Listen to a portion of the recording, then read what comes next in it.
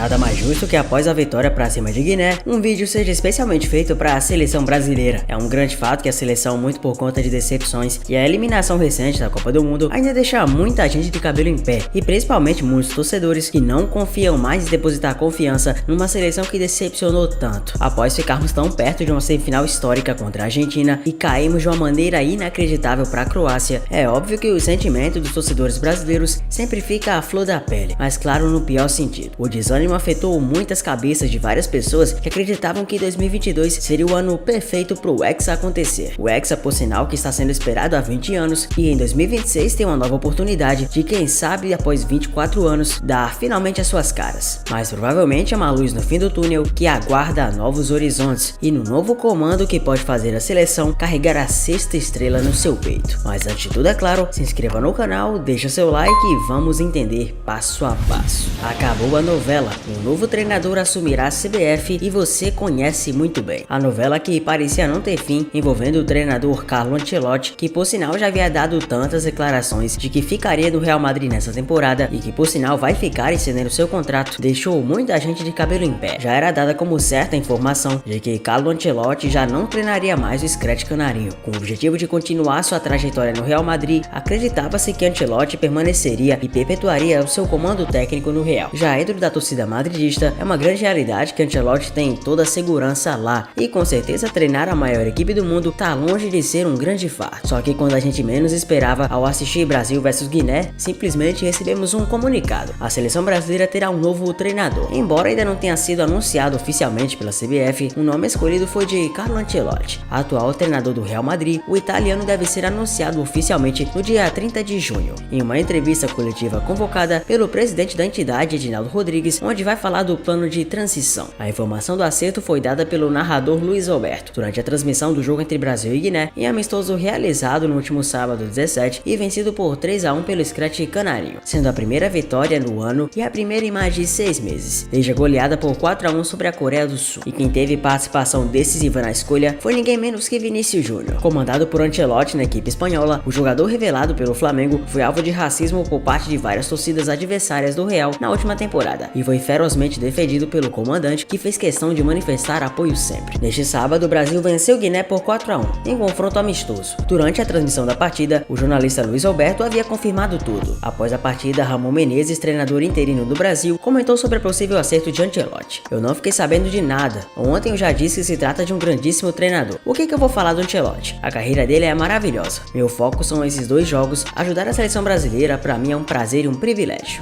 Carlo Michelangelo Ancelotti é um treinador e ex-futebolista italiano que atuava como meio-campista. Atualmente comanda o Real e em 2019 foi nomeado um dos 10 maiores treinadores da história do futebol em lista divulgada pela France Football. Em 2022 tornou-se o treinador com mais conquistas em torneios interclubes da UEFA, com 8 conquistas, e também o treinador com maior número de conquistas da Liga dos Campeões da UEFA, 4 vezes. Somando-se essas 4 conquistas da Champions como treinador aos 2 títulos conquistados enquanto era jogador, Ancelotti igualou-se ao espanhol Francisco Gento, que conquistou a competição por 6 vezes como jogador, como o maior vencedor da Liga dos Campeões da UEFA. Como jogador, atuou como segundo volante e iniciou profissionalmente nos anos 70, terminando a carreira nos anos 90 e conseguindo várias honrarias. Desde então, na carreira como treinador, iniciou no Reggiana, no ano de 1995. Após isso, passou por várias equipes como Parma, Juventus, Milan, Chelsea, Paris Saint-Germain, Real Madrid, Bayern de Munique, Napoli, Everton e até o seu retorno ao Real Madrid. Mas por que Carlo Ancelotti é uma excelente opção para treinar na seleção brasileira?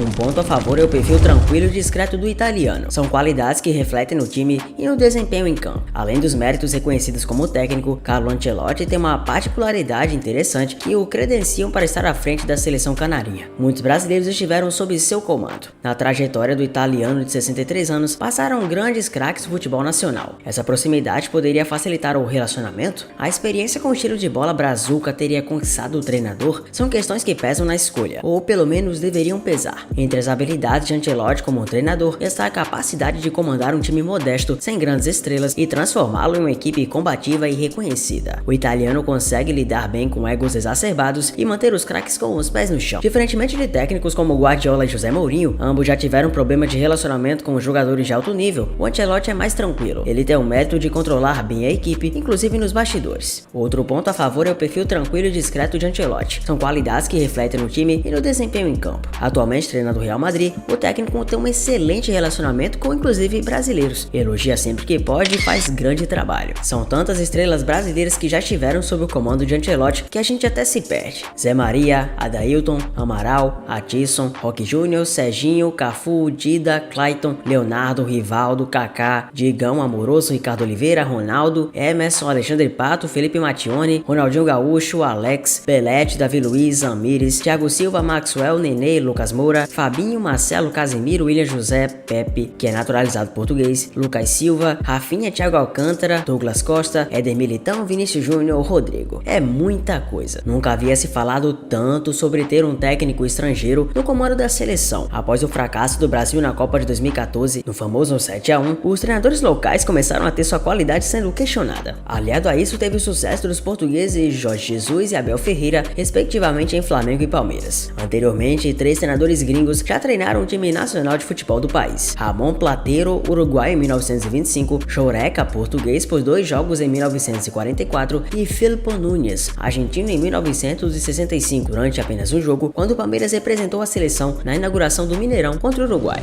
Informações recentes apontam que as conversas avançaram e o treinador e seleção estão próximos de um acordo. A apresentação será logo mais. De fato, para comandar a seleção brasileira é necessário um treinador de ponta, com amplo conhecimento em futebol e sucesso. Por certo, Carlo Ancelotti é o técnico com o currículo mais pesado para assumir a seleção brasileira. O maior diferencial é que trabalhou em todas as grandes ligas do mundo e ganhou campeonatos nacionais nelas todas. Portanto, passou por todas as grandes ligas como um grande vencedor. Então sim, é o técnico mais preparado para assumir o Brasil. É mesmo homem gol? Richarlison é cobrado na web após fala polêmica e gol perdido em amistoso da seleção. Jogador antes disse ser o dono da camisa 9 e foi cobrado por declaração. O atacante Richarlison se tornou o assunto mais comentado do Twitter após perder um gol feito contra a Guiné no amistoso da seleção brasileira deste sábado. O jogador, que havia dito antes da partida que era o dono da camisa 9, foi ironizado por estar na posição de homem gol e não viver uma fase de artilheiro com a amarelinha e nem no Tottenham, seu clube. Ele havia dito que na seleção todos sabiam que ele era o homem gol, que não tinha que escolher a camisa 9 e que a 9 era dele, disse Richarlison na coletiva de imprensa após jogo. O jogador foi cobrado pela opinião.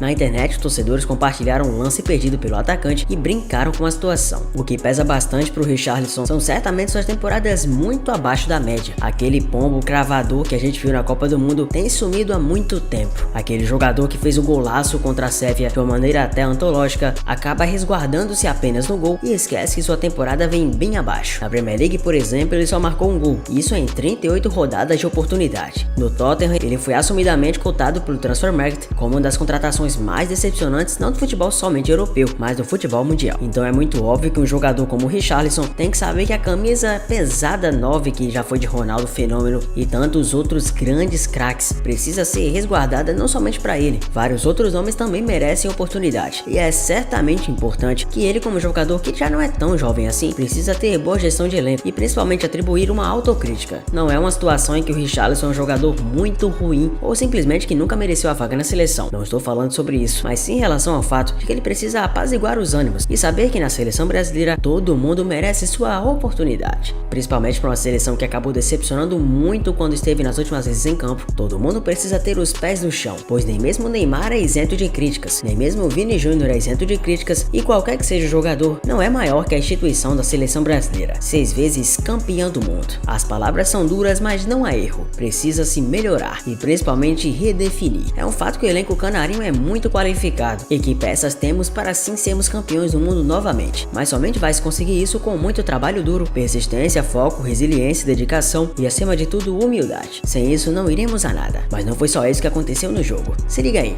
o RCDE Estádio em Barcelona, na Espanha, mais ou menos às 4h30 no horário de Brasília, protagonizou o amistoso que acabou de acabar entre a seleção brasileira e a seleção de Guiné. Vale ressaltar que esse foi o segundo jogo da seleção após a Copa do Mundo de 2022, sendo que no amistoso anterior, o Brasil acabou sendo derrotado por 2-1 contra Marrocos. O time continuou sob o comando do técnico interino Ramon Menezes, uma vez que a Confederação Brasileira de Futebol, a CBF, ainda está em busca de um nome definitivo para assumir a posição do treinador. Uma curiosidade sobre essa partida é que a seleção brasileira utilizou um uniforme totalmente preto, algo inédito em toda sua história. Essa iniciativa faz parte de uma série de ações organizadas pela CBF para combater o racismo, em resposta ao recente caso de discriminação sofrido pelo atacante Vini Júnior durante um jogo do Campeonato Espanhol. No entanto, é importante ressaltar, e como você viu, que no segundo tempo do jogo, a equipe voltou a campo vestindo vestindo a tradicional camisa amarela. E por incrível que pareça, por ironia do destino, um novo caso surpreendente aconteceu. Felipe Silva, amigo e assessor de Vini Júnior, no próprio estádio Conelhar El Prat, na Espanha, antes de Brasil e Guiné. Ele afirma que ao passar pela catraca, foi revistado pelo segurança, que tirou uma banana do bolso e disse: "Mãos pra cima, essa daqui é minha pistola pra você." Imediatamente, Felipe e outros 3 membros do staff de Vini Júnior ficaram revoltados e chamaram a polícia. Depois disso, uma confusão se iniciou. A reportagem do Globo Esporte conseguiu ver a banana no bolso do segurança. Uma outra funcionária tentou tirar o homem do local, mas a equipe de Vini Júnior não deixou ele sair. É inacreditável que num jogo que vai ficar marcado na história pelo Brasil, usar pela primeira vez uma camisa preta, acontece esse tipo de coisa. E depois falam que é vitimismo, mimimi ou coisa do tipo. Aliás, é até meio confuso, né? Pois o Vini Júnior sofreu racismo o ano inteiro na Espanha. E a CBF simplesmente pensa: belíssima homenagem, vamos jogar na Espanha. É sério. Na minha opinião, pelo menos foi responsabilidade da CBF, que marcou o jogo no país que tá sendo racista com o próprio Vini. Infelizmente, no geral, a grana que se rende nessa iniciativa é maior do que qualquer outra coisa. Fazem nota, dão entrevista, mas no fundo não tão bem nem aí, né? Porque se ligassem mesmo, esse amistoso teria sido feito aqui mesmo no Brasil. Um outro ponto que também deve ser levado em questão: a lei de dependência realmente existe ou é apenas fruto da cabeça de algumas pessoas? Será que a ausência do Neymar, que tá há muito tempo fora por lesão, realmente fez falta na equipe da seleção brasileira? Vamos entender por partes. Na vitória de Marrocos sobre o Brasil, que marcou o primeiro amistoso na estreia do Ramon Menezes pela seleção, a galera foi em cima em relação ao próprio Neymar, não em relação a críticas, mas sim que ele fez falta. A falta de criatividade do meio campo marcou uma estreia melancólica da seleção, ainda à espera de um treinador. E muito se falou que em relação ao Neymar, e mais uma vez sem o Neymar no jogo da seleção, a equipe passou por alguns problemas de criatividade. A mesma seleção brasileira que conseguia ser mais fluida e menos pesarosa em contra-ataques e ataques perigosos, parece ter se perdido um pouco no prumo. E é bem óbvio que a seleção de Guiné não deve ser um parâmetro para que a gente veja se a seleção realmente é relevante ou não, e se tem porte e parâmetro para tal, para pensar em grandes coisas como a Copa do Mundo. Mas é uma grande realidade que um jogador criativo como Neymar mostra que ele não deve se aposentar da seleção. Pode talvez não ser a versão do Neymar 2014, 15 e 16, mas certamente é um jogador que necessita de presença nessa atual seleção brasileira. Um jogador do porte técnico dele com certeza faz falta. Neymar, dependência ou não, não sabemos, mas é uma grande realidade que o jogador precisa estar lá. 2 pontos que eu também quero ressaltar, de 2 jogadores que entraram bem nessa vitória da seleção. Certamente eu não poderia deixar de falar do Joelinton, ele que foi muito pedido na primeira convocação,